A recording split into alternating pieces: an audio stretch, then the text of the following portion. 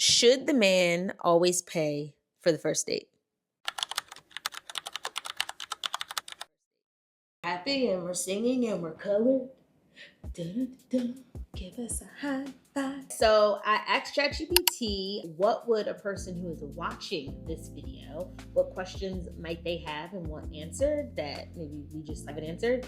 And y'all, ChatGPT has some really good questions. And so I think it would be fun if we answered a few and we just do it rapid fire style. Good? All right, let's go. First question, what's the difference between emotional maturity versus performative behavior? Probably knowing your purpose. Oh, I would say the difference between emotional maturity versus performative behavior is someone being able to take accountability.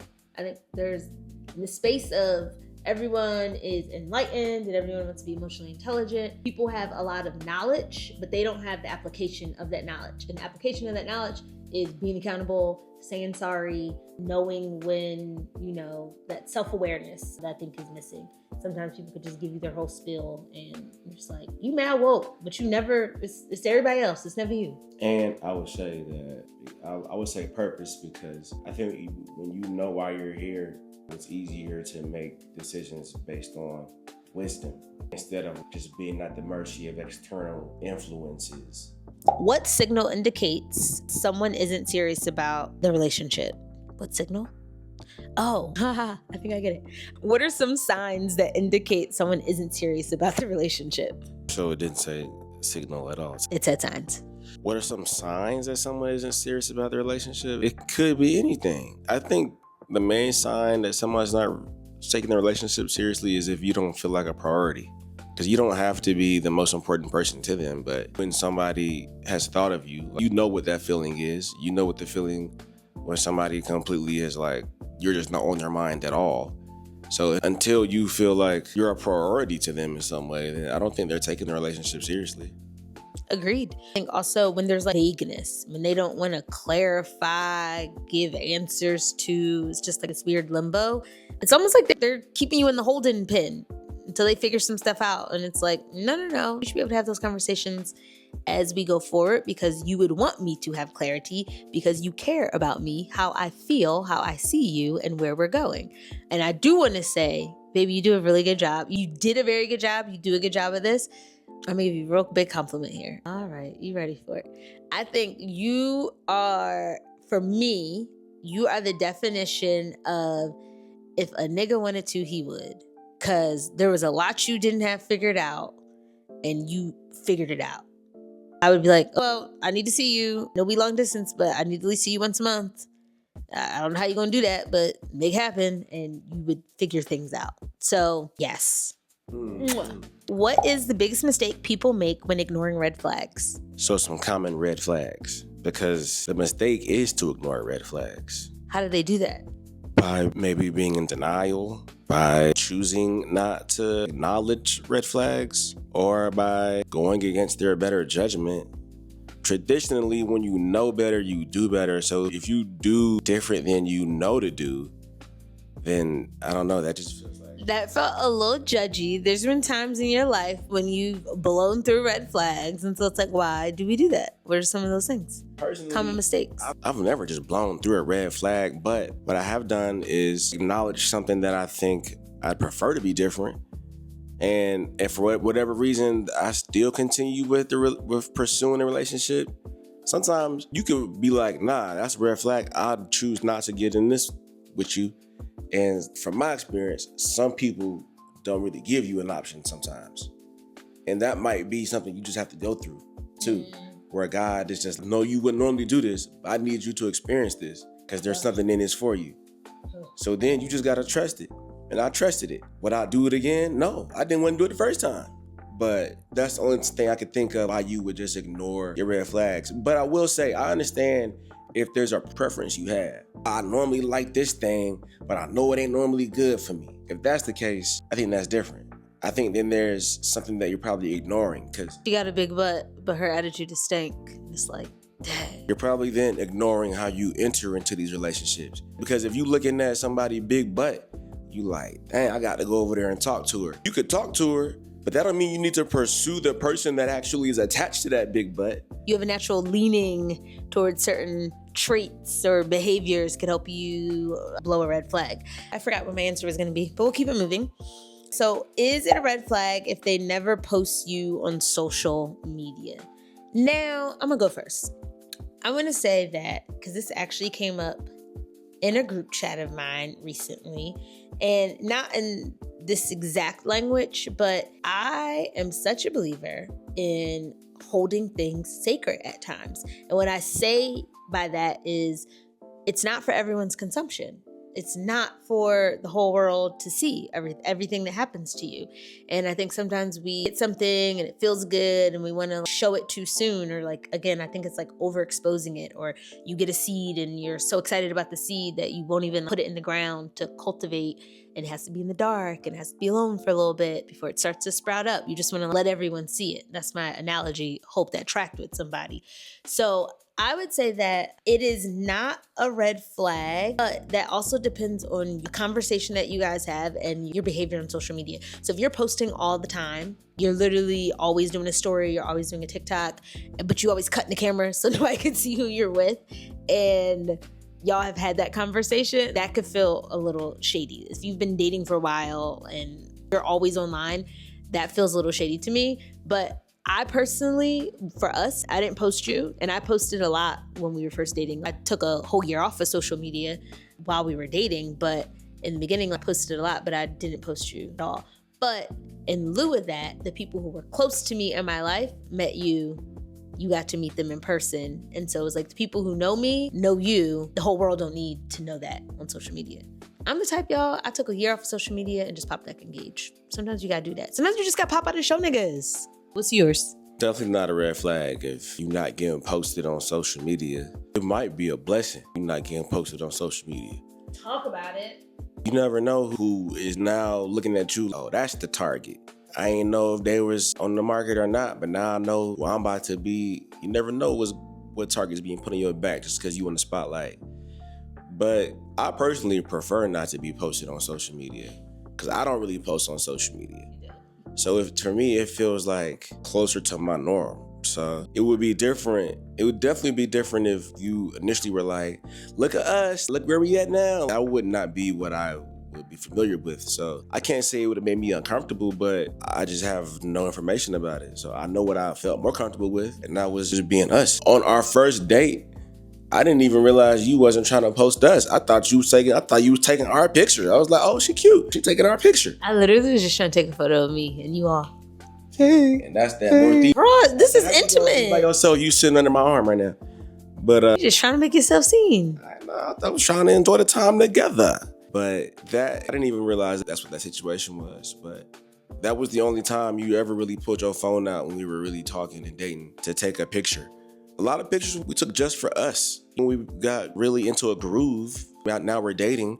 Even before we were boyfriend, girlfriend, we were in a groove, dating, where it felt like this is a situation we're exploring and like really carving out in our lives. And we took pictures for us. We still got a lot of them pictures. There's also this thing that I believe about monitoring spirits, and it's the idea that, again, you're excited, you're happy, you're wanting to share, but you don't know what is behind the intentions that people have and the things that they might, word curses that they might speak over you that you're just not even aware of. And so I just stayed prayed up. But also, I knew when the Lord told me to get off social media. I distinctly heard it. And that's a person who loves to be on there. So I think that was good that you weren't like, neither one of us felt offended. But again, each relationship's different. Should the man always pay for the first date? Yes. I don't know what you were going to say, but I was like, let's just start this off. Yes. Let's finish it off. Yes. I think the man should always pay for the first date because, again, you are trying to court me. You're trying to date me. You're trying to show me that, hey, I got this. I can handle this. I'm a protector emotionally, physically, and financially. I want to be able to have you and include you in my life. And so you should be doing that. I don't want to go 50-50. I dang sure not pay. If I'm paying for it, don't even call me tomorrow. Don't. First date, don't call me tomorrow. Just, it's date is done. We're done. What are different timelines, or what's a good timeline that helps determine if a relationship is becoming serious or not? 2 weeks if you're trying to figure out if this is somebody you can date. I would say 2 months if you want to figure out if this could be your boyfriend or girlfriend. But really, it depends how much time you're spending together, how frequently, not just the cumulative quantity of the amount of time you spend. You could be together for 2 months and only have seen each other once a week. Like, that don't really equate to much time together. We didn't even have that under our belt. Nah, but we talked a lot. We talked every day. After we met, we talked every day, and we would spend hours on the phone talking to each other, which helped. But every time we ended up spending time together in person, it was like we had to learn each other all over again. Oh my gosh. So that's what taught me that you really got to spend like actual physical proximity, quality time with people to get to know them while you're getting to know them. Otherwise, you really still haven't learned that person if you haven't spent time with them physically. No, I love and agree with everything you said. To push it forward, I would say that in terms of time, if y'all have been dating or seeing each other, the talking phase should not last more than a year. I think to be real, you can even cut that down even less. But if it's long distance and you guys don't see each other, like we didn't see each other as much in person. So I think for me, I felt comfortable extending that out. But within 3 months, you will know if you want to be with this person. If you want them to be your boyfriend, if you want them to be your girlfriend. And I would say on top of that, within 2 years, y'all can hate me for this one, but within 2 years, if I'm dating you, especially if I'm 29 and up, if in the 2 years, if I desire marriage and we're not engaged, that conversation hasn't happened, I'm not wasting my time. And I can really care about you, but I just feel like there's a mismatch. Somewhere we're unequally yoked, and everything else can be great and everything else can be amazing. But if our timelines are off, God considers that too. And it might be a thing of we're unequally yoked and I need to throw you back on the altar.